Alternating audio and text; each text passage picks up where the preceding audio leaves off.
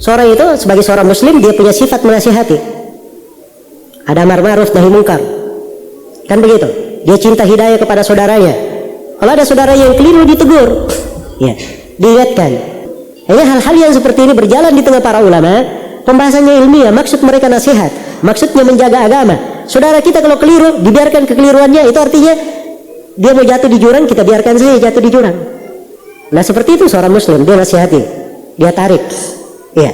Nah, itulah cara memperbaiki. Dan memperbaiki seperti itu. Kalau orang yang mau diperbaiki dia tidak dengar misalnya, dia tidak mengindahkan, ya, maka sudah disampaikan nasihat kepadanya. Sisa kesalahannya itu sifatnya bagaimana? Kalau kesalahannya terkait dia pribadi, ya dinasihati secara pribadi. Tapi kalau kesalahan dia disampaikan di umum, dibeberkan di umum, dinasihati kepada dia pribadi, dia terima, dia luruskan kesalahannya, nggak ada masalah. Ya kalau tidak maka diterangkan juga secara umum. Bukan untuk menjelekkan dia, tapi untuk meluruskan kesalahan. Ini agama Allah, harus dijaga. Di mana keberadaan Allah itu, Pak Ustaz? Setengah mengatakan di atas, setengah mengatakan di bumi. Menurut saya, Pak Ustaz, Allah itu di bumi. Kenapa Allah itu di bumi? Ini ayatnya. Wa huwa ma'akum aina ma kuntum. Dia bersama kamu di mana kamu berada. Saya sedang di Rokan Hulu, berarti Allah sama saya di sini. Kata yang satu lagi, Allah di langit. Mana ayatnya? Nih, Ar-Rahmanu 'alal arsy istawa. Allah duduk di atas kursi. Aras di atas.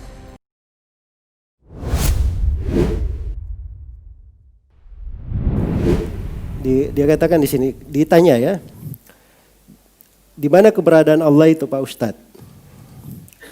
Ya, setengah mengatakan di atas, setengah mengatakan di bumi. Maka si Ustadz menjawab, ya menurut saya Pak Ustadz Allah itu di bumi. Kenapa Allah itu di bumi? Ayatnya, wa huwa ma'akum aina ma kuntum. Dia bersama kamu dimanapun kamu berada. Kemudian dia katakan, kata yang satu lagi di atas langit. Mana ayatnya? Ar-Rahmanu 'alal arsy istawa. Ya, diartikan Allah duduk di atas kursi. Jadi Masya Allah ya penerjemahannya seenaknya saja.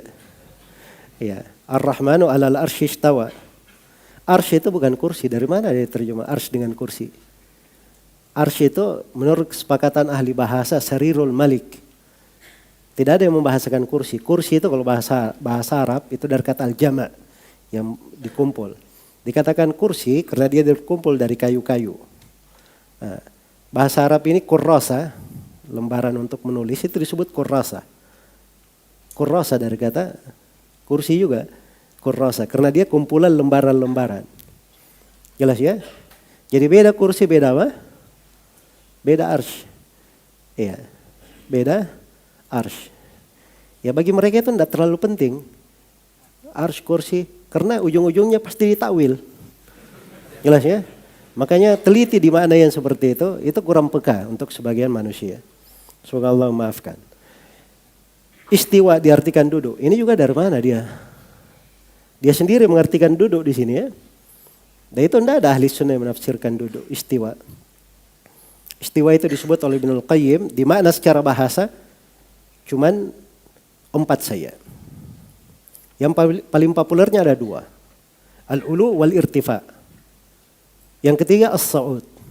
Yang disebut oleh sebagian ahli bahasa. Dan yang keempat adalah al-istiqrar. Yang tetap di atas sesuatu. Jelas ya? Istiqrar. Jadi 4 makna. Tidak ada makna duduk. Tidak disebut julus, tidak ada. Karena itu ahli sunnah tidak pernah menyinggung. Saya sudah sebutkan ya, kalau kamu bilang Allah itu duduk, apa dalilnya? Kalau kamu bilang Allah itu tidak duduk, juga tanya apa dalilnya. Makanya hal yang seperti ini ahli sunnah tidak bahas. Nah, itulah dari ketelitian ahli sunnah. Karena itu saya selalu ingatkan ya, bahwa jangan diartikan istiwa itu bermakna bersemayam. Bersemayam itu dalam kamus bahasa Indonesia duduk di atas apa?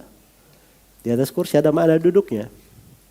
Ya itu tidak benar ya, diartikan bersemayam. Dibilang saja Allah beristiwa di atas arsy-Nya. Baik.